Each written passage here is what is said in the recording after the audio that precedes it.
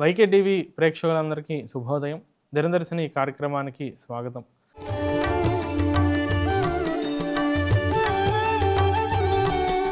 శుక్లాంబరధరం విష్ణుం శశివర్ణం చతుర్భుజం ప్రసన్నవదనం ధ్యాయేత్ సర్వవిఘ్నోపశాంతయే. నమస్తే శారదే దేవి సరస్వతి మతిప్రదే రసత్వం మమ జిహ్వాగ్రే సర్వవిద్యా ప్రదా భవ. గురవే సర్వలోకానాం భిషజే భవరోగిణాం నిధయే సర్వవిద్యానాం దక్షిణామూర్తయే నమః.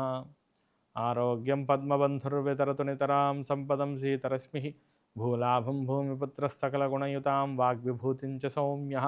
సౌభాగ్యం దేవమంద్రైరిపుభైశమనం భార్గవశౌర్యమార్కిः దీర్ఘాయుస్సంహికేయः విపులతరైషః కేతురాచంద్రతారం. అరిష్టాని ప్రణశ్యంతు దురితాని భయాని చ శాంతిరస్తు శుభం మేస్తు గ్రహాః కుర్వంతు మంగళం. హరి ఓం. ఫిబ్రవరి 9వ తారీఖు ఈరోజు ఉన్నటువంటి పంచాంగ విశేషాలు తెలుసుకుందాం. 9వ తారీఖు ఈ రోజున మాఘమాసం బహుళపక్షం అష్టమి తిథి పూర్తిగా ఉంటూ ఉన్నది. అంటే మరుసటి రోజు సూర్యోదయం దాకా కూడా అష్టమి తిథే ఉన్నది. సోమవారం విశాఖ నక్షత్రం కూడా పూర్తిగా ఉన్నది. అంటే మరుసటి రోజు ఉదయం దాకాను కూడా విశాఖ నక్షత్రమే ఉంటూ ఉన్నది. వృద్ధియోగం రాత్రి తెల్లవారితే 12:49 వరకు, బాలవకరణం సాయంత్రం 6:13 వరకు, వర్జ్యం మధ్యాహ్నం 11:17 నుంచి 1:05 వరకు ఉన్నది. దుర్ముహూర్తం మధ్యాహ్నం 12:45 లగాయత్తు 1:30 వరకు ఉన్నది. తిరిగి రెండవ మారు దుర్ముహూర్తం మధ్యాహ్నం 3:01 నుంచి 3:47 వరకు ఉన్నది. అమృత గడియలు రాత్రి 10:02 లగాయత్తు 11:50 వరకు. సూర్యోదయం విజయవాడ ప్రాంతానికి 6:40, సూర్యాస్తమయం 6:04 జరుగుతూ ఉన్నది. ఇక ఈ రోజున శుభ సమయం చూస్తే కనుక ఉదయం పూట 8:54కి మంచి కార్యానుకూలత కనిపిస్తూ ఉన్నది.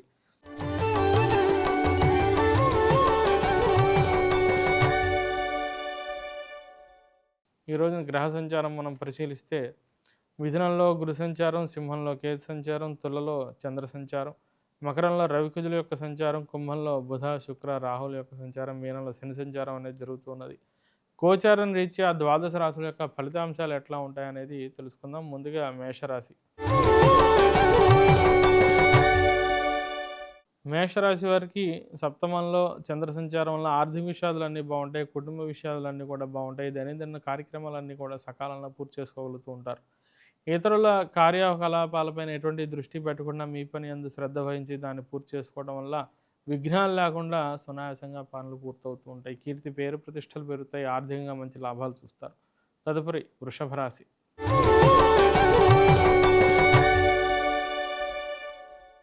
వృషభ రాశి వారికి షష్ఠంలో చంద్ర సంచారం మంచి అనుకూలతని సూచిస్తూ ఉన్నది, మంచి కార్యానుకూలతను కూడా సూచిస్తూ ఉన్నది. ధనలాభం ఉంటుంది, ప్రయాణాలు బాగా కలిసి వస్తూ ఉంటాయి, ఆర్థిక స్థితిగతుల్లో అభివృద్ధిని చూస్తూ ఉంటారు, శత్రు బాధలు బాగా తగ్గుతూ ఉంటాయి, ఆరోగ్యం బాగా సహకరిస్తూ ఉంటుంది. తదుపరి మిథున రాశి.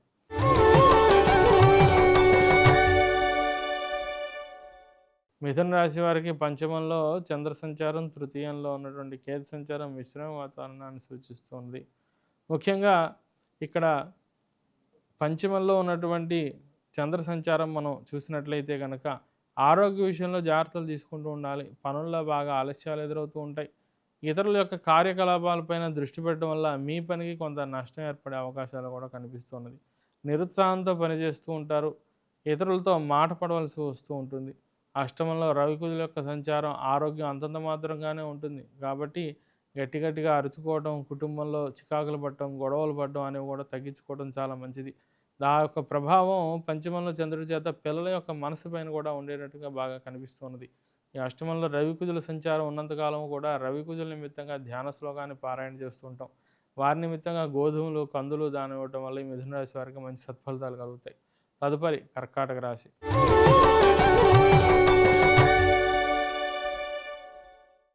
కర్కాటక రాశి వారికి చతుర్థంలో చంద్రుడు, సప్తమంలో రవికుజులు ఈ దాంపత్య జీవితంలో అభిప్రాయ భేదాలు బాగా ఎదురవుతూ ఉంటాయి. పనుల్లో కొంత ఆలస్యాలు కూడా బాగా కనిపిస్తూ ఉన్నాయి.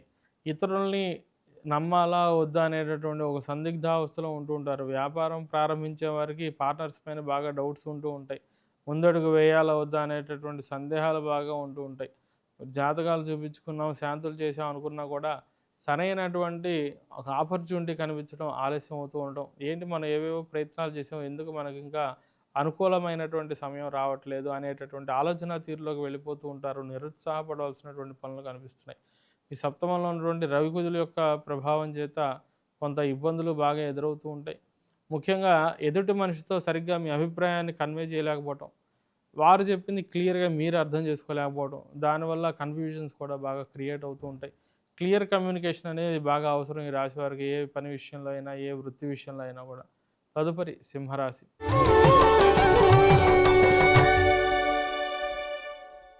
సింహరాశి వారికి జన్మ తృతీయాలో ఉన్నటువంటి గ్రహ సంచారం ఆధారంగా కొంత మిశ్రమ వాతావరణం గోచరిస్తూ ఉన్నది. ఆధ్యాత్మిక విషయాలలో మంచి కార్యానుకూలత ఉన్నది. దైవబలం పెంచుకుంటూ ఉంటారు, దైవ దర్శనాలు చేసుకుంటూ ఉంటారు, తీర్థయాత్రలు చేస్తూ ఉంటారు, ధార్మిక విషయాలకే బాగా ఖర్చులు చేస్తూ ఉంటారు. షష్టంలో రవికుజుల యొక్క సంచారం వల్ల ప్రభుత్వ రంగంలో పనిచేసే వారికి మంచి కార్యానుకూలత, అధికార యోగం, అట్లాగే ఈ స్థానచలన అవకాశాలు, ట్రాన్స్ఫర్స్, ప్రమోషన్స్ కూడా మంచి సత్కాలంలో అవకాశాలు లభించే పరిస్థితులు కనిపిస్తూ ఉన్నాయి. తదుపరి కన్యా రాశి.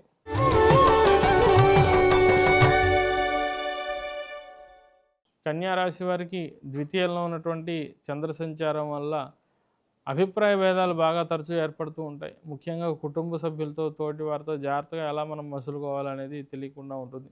షష్టంలో బుధరాహుల యొక్క సంచారంలో వ్యాపార విషయాలు బాగుంటాయి, సరైనటువంటి నిర్ణయాలు తీసుకుంటూ ఉంటారు.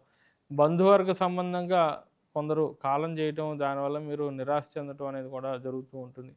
అయితే ఇక్కడ అదే షష్టంలో బుధ సంచారం వ్యాపారాన్ని అభివృద్ధి చేసే ప్రయత్నాలు చేస్తారు, అవన్నీ కూడా సకాలంలో పూర్తవుతూ ఉంటాయి. మిమ్మల్ని అందరూ కూడా ప్రశంసిస్తూ ఉంటారు.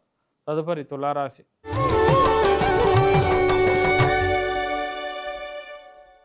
తులారాశి వారికి జన్మంలో చంద్రుడు, లాభంలో కేతువు, భాగ్యంలో గురు సంచారం, పంచమంలో ఉన్నటువంటి శుక్ర సంచారం, షష్టమంలో ఉన్నటువంటి శని సంచారం అన్నీ కూడా అనుకూలంగా ఉన్నాయండి. మంచి అవకాశాలు వస్తూ ఉంటాయి మీ మార్గంలోకి. వాటిలన్నింటినీ కూడా సద్వినియోగం చేసుకుంటూ ఉంటారు. ఆ అవకాశాన్ని అందిపుచ్చుకుని ఇంకా ఉన్నత స్థానానికి మనం ఎట్లా వెళ్ళాలి, కెరీర్లో ఎలా ఎదగాలి, ఇంకా ఎటువంటి ప్రవర్తనలు మనం మార్చుకోవాలి, ఎటువంటి విద్యాభ్యాసం చేస్తే మనకి మంచి లాభాలు వస్తాయి, వీటిలన్నిటిపైన కూడా దృష్టి పెడతారు. అన్నీ కూడా ప్రత్యేక శ్రద్ధతో ప్రతి పనిని కూడా పూర్తి చేస్తూ ఉంటారు. దైవానుకూలత బాగా ఉన్నది, కార్యానుకూలత బాగా కనిపిస్తున్నది. విదేశీ ప్రయత్నాలు, నూతన ఉద్యోగ వ్యాపార ప్రయత్నాలన్నింటిలోనూ కూడా కార్యజయం అనేది ఉన్నది ఈ రాశి వారికి. తదుపరి వృశ్చిక రాశి.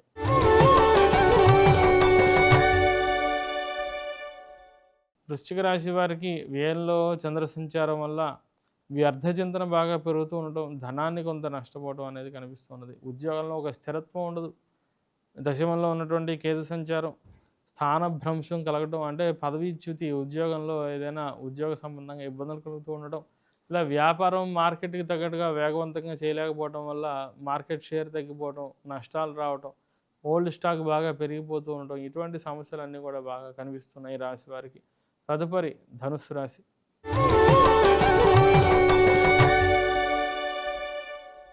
ధనుసు రాశి వారికి లాభంలో చంద్ర సంచారం, సప్తమంలో గురు సంచారం, అట్లాగే తృతీయంలో ఉన్నటువంటి శుక్ర సంచారం, రాహు సంచారం, ఈ 4 కూడా అనుకూలంగా ఉంటూ ఉన్నాయి.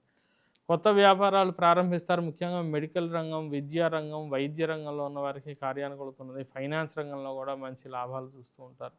చంద్ర సంచారం యొక్క అనుకూలత చేత లాభాలు బాగా పెరుగుతూ ఉంటాయి. అనుకున్నటువంటి కార్యాలన్నీ కూడా నిర్విఘ్నంగా పూర్తవుతూ ఉంటాయి. సప్తమంలో గురు సంచారం మంచి దైవానుకూలత ఉన్నదండి ఈ రాశి వారికి.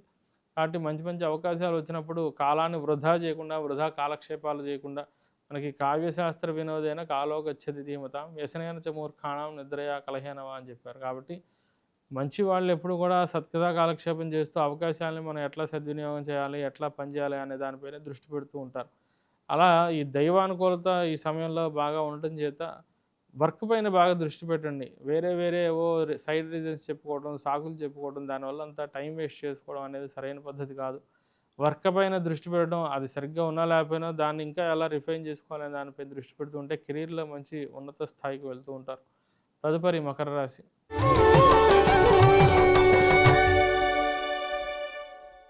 మకర రాశి వారికి జన్మంలో రవికుజుల యొక్క సంచారం, అట్లాగే ద్వితీయంలో ఉన్నటువంటి బుధ రాహువుల యొక్క సంచారం మిశ్రమ వాతావరణాన్ని సూచిస్తూ ఉన్నది.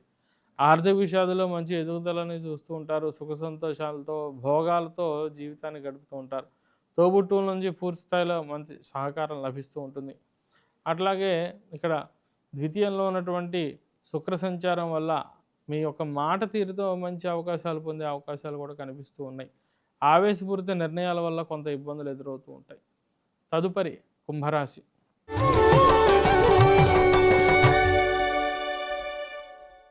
కుంభరాశి వారికి జన్మలో ఉన్నటువంటి శుక్ర సంచారం, అట్లాగే వ్యయంలో రవి సంచారం వల్ల ఆధ్యాత్మిక చింతన మీలో బాగా పెరుగుతూ ఉంటుంది. దైవ దర్శనాలు చేసుకుంటూ ఉంటారు, తీర్థయాత్రలు చేస్తారు, త్రికరణ శుద్ధిగా పని చేస్తూ ఉంటారు. ఆ యొక్క పని సత్ఫలితాలు, లాభాలు కూడా మీరు చూస్తూ ఉంటారు. అందరూ కూడా మిమ్మల్ని ప్రశంసిస్తూ ఉంటారు. ఉన్నత స్థాయికి చేరే విధంగా మీకు మంచి మంచి అవకాశాలు వస్తూ ఉంటాయి.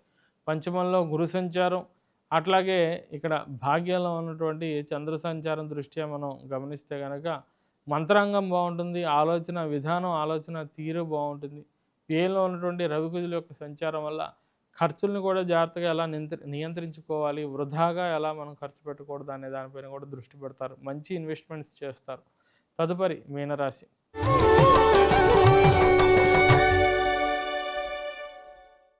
మీనరాశి వారికి వ్యయంలో ఉన్నటువంటి శుక్ర సంచారం, అట్లాగే రాహు బుధుల యొక్క సంచారం నిమిత్తంగా కొంత ప్రతికూల వాతావరణం అనేది బాగా కనిపిస్తున్నది. అయితే ప్రభుత్వ రంగంలో పనిచేసేవారు మంచి పట్టుదలతో పనిచేస్తూ ఉంటారు. పై అధికారులతో చాలా జాగ్రత్తగా వ్యవహరిస్తూ ఉంటారు. ఆచితూచి వ్యవహరిస్తూ ఉండటం వల్ల ఆర్థికంగా మంచి లాభాలు కూడా చూస్తూ ఉంటారు. లాభంలో రవికుజుల వల్ల ఫార్మాస్యూటికల్ రంగం వారికి, రియల్ ఎస్టేట్ రంగం వారికి, విద్యా రంగంలో ఉన్నటువంటి వారికి, అట్లాగే ఇంజనీరింగ్ వృత్తి, మెటలర్జీ, మెకానికల్ సంబంధిత వృత్తిలో ఉన్న వారికి మంచి కార్యానుకూలత కనిపిస్తూ ఉన్నది. తిరిగి రేపటి దినదర్శిని కార్యక్రమంలో కలుసుకుందాం. అంతవరకు సెలవు. స్వస్తి ప్రజాభ్య పరిపాలయంతాం న్యాయేన మార్గేణ మహిమహీషాః. గోబ్రాహ్మణేభ్య శుభమస్తు నిత్యం. లోకాः సమస్తాः సుఖినో భవంతు. హరి ఓం తత్సత్.